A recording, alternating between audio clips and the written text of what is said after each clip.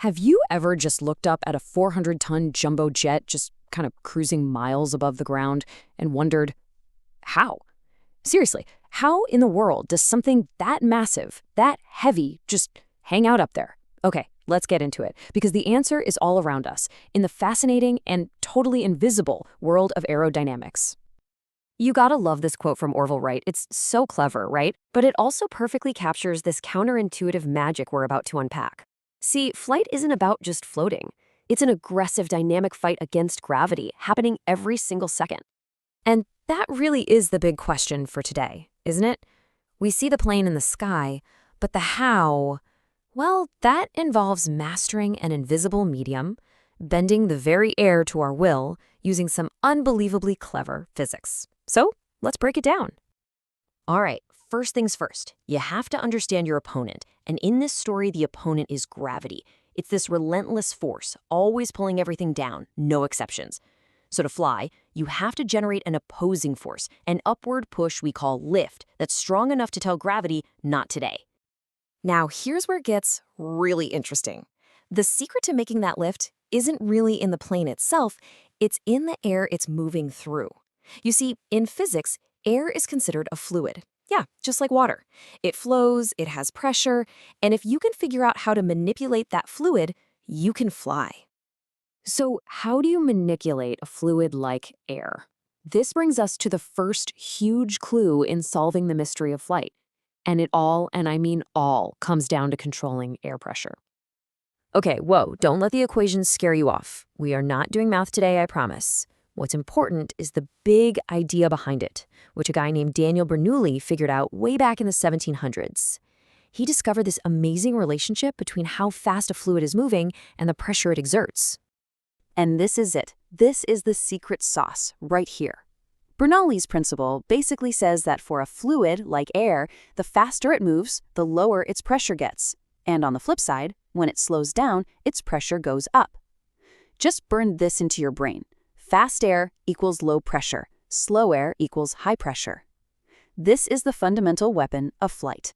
So we have this amazing physics principle, but how do you actually use it to lift a gigantic metal tube into the sky? Well, you need a tool specifically designed to exploit it. And that tool, my friends, is the hero of our story, the airplane wing. Just look at this shape. It's called an airfoil, and it is a masterpiece of engineering. It's not just a flat board. Notice that curve on the top and how it's flatter on the bottom? That shape is 100% intentional. It is designed to be a machine that manipulates fluid. Okay, let's put all the pieces together. As the wing slices through the air, that airfoil shape forces the air to split. Now, the air that goes over that longer, curved top has to travel a farther distance to meet up with the air that went along the shorter, flatter bottom. To cover more ground in the same amount of time, that air on top has no choice but to speed up. And what did we just learn? Fast air equals low pressure? So now you've got this zone of low pressure above the wing and a zone of relatively higher pressure below it. That difference creates a net upward force, and that is lift. And if you think this is all just a neat little theory, think again. Engineers use mind-bendingly complex math, like this Kutta-Joukowski transformation, to calculate exactly how much lift a wing will create. It's this level of insane detail that allows them to design wings that are not only powerful, but incredibly safe. But you knew there was a but coming, right? In the world of physics, there's no such thing as a free lunch. Generating all that incredible gravity-defying lift comes with a price tag. Every action has an equal and opposite reaction. And that price, that reaction, is called drag. Drag is basically air resistance. It's the force that's always trying to slow the airplane down. You know that feeling when you stick your hand out the window of a moving car? That's drag. While lift is pushing you up, drag is constantly pulling you back. Now, a big source of drag comes from the fact that air is, well, it's kind of sticky.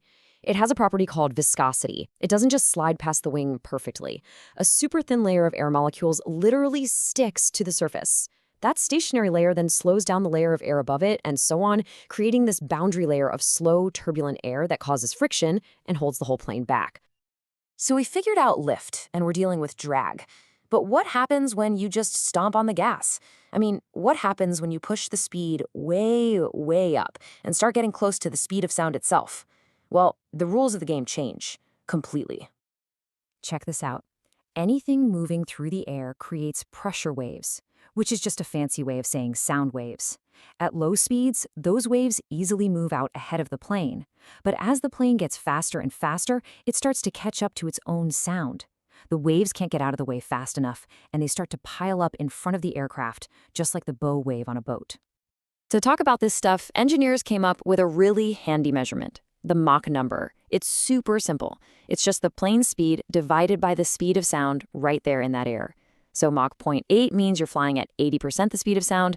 Mach 1 is the speed of sound, the famous sound barrier, and anything faster than that is supersonic. The second you cross Mach 1, that pileup of pressure waves we just talked about, it's not a gentle wave anymore. It solidifies into an incredibly powerful, abrupt barrier called a shock wave. As you can see here, the air can't flow smoothly over the wings anymore. Instead, it gets violently compressed and expanded by these shock waves. Learning to manage these extreme forces is the whole challenge of supersonic flight. You know, when you think about it, from mastering a simple pressure difference to taming the violent chaos of a shockwave, the story of aviation has always been about understanding and conquering these invisible forces. So as we now aim for Mach 5 and beyond into hypersonic speeds, it just leaves you with this thrilling question. What new, even crazier invisible forces are waiting for us out there to figure out next?